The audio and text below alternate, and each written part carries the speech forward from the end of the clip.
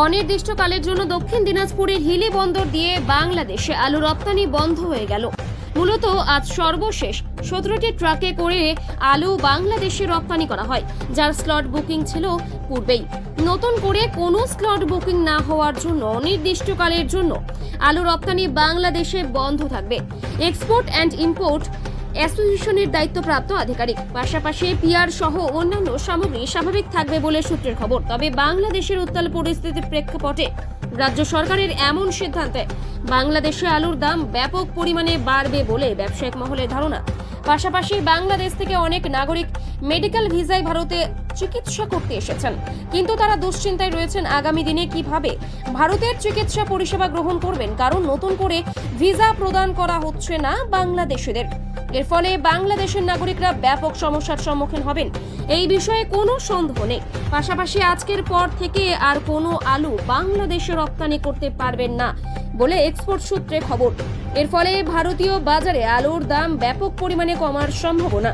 ফলে কি ক্ষতিগ্রস্ত হতে পারেন ভারতীয় আলু চাষিরা? তবে বাংলাদেশের উত্তাল পরিস্থিতি নিয়ে বেশ চিন্তিত বাংলাদেশের নাগরিকরা। এই বিষয়ে এক বাংলাদেশি নাগরিক ভারতের চিকিৎসা করাতে এসে দুর্বিষহ অভ্যন্তরীণ সমস্যার কথা আমাদের সামনে তুলে ধরেন হিলি সীমান্ত থেকে। অবস্থা ভালো না, এখন কেমন?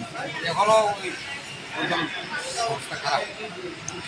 আপনারা তো আবার বাংলাদেশে ফিরছেন, বাংলাদেশ অধিবাসী, তো কেমন পরিস্থিতির মধ্যে পড়বেন বলে মনে করছেন? আমাদের এদিকে ভালো, দিনাজপুরের দিকে ভালো, কিন্তু অন্যান্য দিকে খারাপ শুনতেছি আর কি। এইটাই। আপনার নাম? আমার নাম মাহফিজুর রহমান। কি রকম অসুবিধা হচ্ছে ওইখানে? ওই দিকে হচ্ছে, আমাদের দিনাজপুরে কোনো অসুবিধা নেই। আপনার নাম? মাহফিজুর রহমান। বাংলাদেশে আসলে আমি যদি বলি যে বাংলাদেশে আমরা সকল জাতি মিলে একটি সুন্দর দেশ এবং সুন্দর একটি অবস্থা আমরা প্রতিনিয়তই আমরা প্রত্যাশা করে থাকি। সেখানে আসলে আমরা বিভিন্ন জাতি ধর্ম বর্ণ নির্বিশেষে একসাথে থাকারই কথা ছিল, কিন্তু আমরা যেটা দেখেছি 1971 সাল থেকে শুরু করে আজ পর্যন্ত আমাদের বাংলাদেশে আমরা সেটা পাই, এবং আমাদের দেশের যে বর্তমান অবস্থা সেটা আমাদের আসলে অনাকাঙ্ক্ষিত একটা পরিবেশ, যেটা আমরা কখনোই প্রত্যাশা করি না। আমরা চাই যে বাংলাদেশে আমরা প্রত্যেকটা ধর্মবর্ণ নির্বিশেষে প্রত্যেকটা জাতি একসাথে সুন্দরভাবে বসবাস করার জন্য, কিন্তু মানে এক শ্রেণীর যারা শৃঙ্খলা তৈরি করে, যারা সবসময় আসলে বিভিন্ন ধর্মের দোহাই দিয়ে বিভিন্ন সময় আসলে এদেশের একটা উত্তপ্ত পরিবেশ তৈরি করে, তারা প্রতিনিয়তই আমাদের সেই 1971 সাল থেকে শুরু করে এই 54-55 বছর পর্যন্ত আমাদেরকে বিশেষ করে সনাতন জাতির উপর বিভিন্ন সময় বিভিন্ন পরিস্থিতিতে আমাদেরকে অত্যাচারিত, নিপীড়িত, নির্যাতিত হতে হয়েছে। আমাদের খুব সমস্বাভাবিক যে বিষয়টা, আমাদের চিন্ময় কৃষ্ণ প্রভু, ওনাকে একটি মিথ্যা মামলা, যেটা আসলে হয়রানি করা হচ্ছে, এটা আমরা কখনোই চাই না। আমরা চাই যে আসলে এদেশের সরকার এবং যে কোনো দেশের পৃথিবীর প্রতিটি মানুষের একটি প্রত্যাশিত যে আপনার জায়গাটা, সেটা হলো শান্তির একটা জায়গা। আমরা চাই সেই শান্তিটা ফিরে আসুক। কেউ যেন কখনো ধর্মের দোহাই নিয়ে কোনো জাতিকে, কোনো ধর্মকে, কোনো বর্ণকে ছোটো করতে না পারে, এবং কোনোভাবেই যেন সনাতনের ওপর আর অত্যাচারিত না হয়, সেই প্রত্যাশা করি সকল মিডিয়ার কাছে, সকল দেশবাসীর কাছে এবং সকল জাতির কাছে। তা আমরা বিনীতভাবে রিকোয়েস্ট করব, যারা আসলে আজকের দিনে এই পরিবেশ তৈরি করেছেন, যে চক্রান্ত করে যাচ্ছেন, এই চক্রান্তটাকে আমরা অবশ্যই খুব শীঘ্রই মানে একটা শান্তির পরিবেশ চাই। তা আপনারা যেভাবে করে এই দেশকে মানে সারা বিশ্বের কাছে একটা অশান্তিকর পরিবেশ তৈরি করেছেন, যারাই করেন না কেন, আমরা তাদেরকে বলবো কুচক্রী মহল। এই কুচক্রী মহলের কাছ থেকে আমরা বাংলাদেশের বাঙালি যারা আছি, আমরা প্রতিনিয়ত প্রত্যাশা করি যে একটা সুন্দর, মানে সুস্থ, সুন্দর, সুখী, সমৃদ্ধ বাংলাদেশ। Thank you. আপনার নাম? আমার নাম অরুণ দেবনাথ। আমি আমার হোম ডিস্ট্রিক্ট বা বিভাগ হচ্ছে ময়মনসিংহ। তো সেখান থেকে আমরা ভারতে এসেছিলাম, ভারতের কৃষ্টি কালচারও দেখেছি। এখানে অনেক ব্যক্তি এবং জাতি ধর্ম নির্বিশেষে সবাই মোটামুটি অনেক সুন্দর একটা পরিবেশে সবাই বসবাস করছে। এই জিনিসটা আমরাও চাই, যাতে আসলে কোনোভাবে আমাদের ভিতরে কোনো কোন্দল না থাকে, সকল কালো অন্ধকার কেটে আমাদের মাঝেও ফিরে আসুক এরকম শান্তির পরিবেশ, এটাই প্রত্যাশা করি। Thank you. বাংলাদেশ নাটোর জেলা। নাটোর শহর। আতঙ্ক থাকতেই হয়, যেহেতু সংখ্যালঘু বলে আমরা পরিচিত, সেহেতু আমাদের সর্বক্ষণিক আতঙ্কেই থাকে।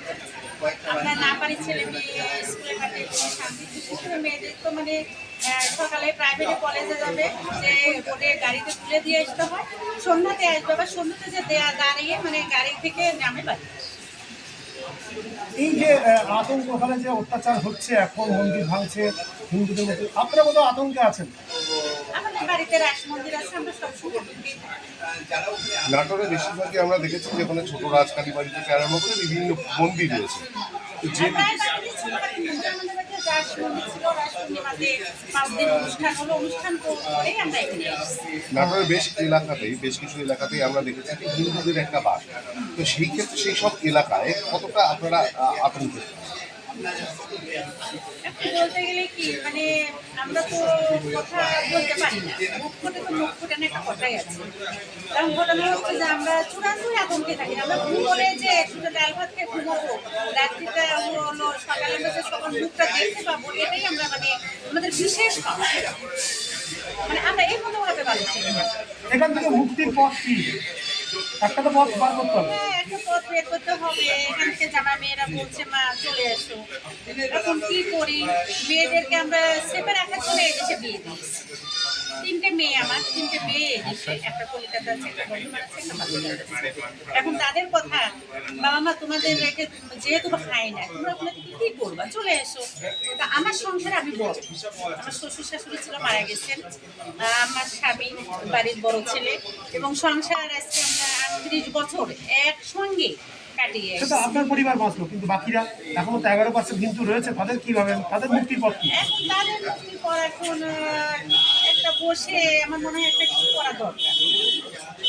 এই মুহূর্তে আপনি বললেন যে এটা সরকারেরই এখন পদক্ষেপ। আমরা যেহেতু বাংলাদেশি, এটা আমাদের বাংলাদেশ জন্মভূমি, সেহেতু এমনিতে সবার অধিকার। আমার মনে হয় যে সরকার থেকে যদি আমাদের একটা ভালো সৎ উপদেশ দিয়ে সুন্দরভাবে রাখার পরিবেশটা করে দেয়, তাহলে তো মনে হয় কোনো কিছু হয় না। আপনারা এই মুহূর্তে বললেন যে আপনার সব মেয়েদের বিয়ে হয়েছে ভারতে। হ্যাঁ, তো ইদানিংকালে যেটা ভারতবর্ষ এখন ভিসা বন্ধ করে দিচ্ছে, তাহলে আগামী দিনে কি চিন্তা করছেন? ওই চিন্তাতে তো আমরা তো চলে আসলাম। 5 তারিখ পর্যন্ত আমাদের ভিসার ডেট ছিল, কখন কি জানি কি হয়। বাড়ি থেকে দেবররা বলছে বৌদি চলে আসো, মন ভালো লাগছে না। এদিক থেকে মেয়েদের কান্নাকাটি, মা তোমরা যাওয়ার পর আমরা কি করবো, এই কেঁদে কেটে তো চোখ মুখ দেখে আমরা বুঝতেই পারতেছি। নতুন ভিসা না পেলে নতুন হিসাবে কি করবো, কি হবে দাদা বলুন, এখন সবার যা হবে ওটাই আপনারা কি বাংলাদেশে ফিরে যাচ্ছেন? না। তো যারা এখনো রয়েছে তাদেরকে নিয়ে কি চিন্তিত আছেন? যারা আপনাদের আত্মীয়রা যারা বাংলাদেশে রয়েছে? চিন্তিত তো থাকতেই হয় দাদা। আমার ফ্যামিলিতে আমার দেবররা আছে, যারা আমরা সবাই যৌথ ফ্যামিলি, সবাইকে নিয়েছি। আপনার নামটা বলবেন? আমার নাম চন্দনা গোস্বামী, আপনার কোথায় বাড়ি? আমার বাড়ি না। বন্ধ হয়েছে বলতে আমাদের তো আলু এটা বন্ধ হয়ে গেছে, 27 তারিখে বন্ধ হয়েছে। সেই গাড়িগুলো ছিল, জ্যাম লেগেছিল, রাস্তা জ্যাম ছিল, এই কারণে গাড়িগুলো আজকে মানে কিছু গাড়ি আটকে গিয়েছিল, কালকে রোড টোড জ্যাম হয়েছিল, সেই গাড়িগুলো মানে লাস্ট কয়েকটা গাড়ি ছিল সেগুলো নতুন করে কোনো বুকিং হচ্ছে? নতুন করে কিছু বুকিং হচ্ছে। বাইরের আলুগুলো তো যেতে পারে। হ্যাঁ, বাইরের আলু সব পাঞ্জাব ইউপি বাইরের দিকে গাড়ি। না স্লটে যদি না বুকিং হতে কোন করে স্লট নতুন করে বুকিং হচ্ছে না, যেগুলো এই পর্যন্ত যাচ্ছে বাইরের গাড়ি যেগুলো আছে সেগুলোই যাচ্ছে বাইরের। তাহলে কি মনে করছেন যে আগামীকাল থেকে সব বন্ধ হয়ে যেতে পারে? আগামীকাল থেকে বন্ধ বলতে নতুন করে স্লট নেই তো, গাড়ি তো স্লট খুললে তবেই আবার গাড়ি যাবে। অন্যান্য সামগ্রীর ক্ষেত্রে পেঁয়াজ আলু অন্যান্য না, সব কিছুই ঠিক আছে, অন্যান্য সামগ্রী স্লট আছে। আজকে কতটা গাড়ি যাচ্ছে? আজকে কয়েকটা গাড়ি আছে, 16টা কি 17টা 18টা এর মতো গাড়ি আছে, যেগুলো কালকে আটকা পড়ে গেছিলো মুখে এসে, মানে রাত্রিবেলা জ্যাম হয়ে গেছিলো, রোড কারণে যেতে পারেনি। এই গাড়িগুলো টেন্ডার হয়ে আছে তো, বাংলাদেশে কিছু গাড়ি চলে গেছে, এর একসঙ্গে হয়তো দুটো গাড়ির মধ্যে একটা গাড়ি গেছে, একটা গাড়ি থেকে গেছে, এই গাড়িগুলোই যাবে। আগামীকাল থেকে কোনো গাড়ি যাবে আশা মনে করছে? হ্যাঁ, আগামীকাল থেকে কোনো গাড়ি যাবে কি আর? না আগামীকাল আর কোনো গাড়ি যাওয়া আলু কি তাহলে অনির্দিষ্টকালের জন্য বন্ধ হয়ে গেল? আপাতত অনেক। আর পেঁয়াজটা কি চালু থাকবে? পেঁয়াজটা তো চালু থাকবে। আপনার নামটা বলুন। আমার নাম ধীরাজ অধিকারী।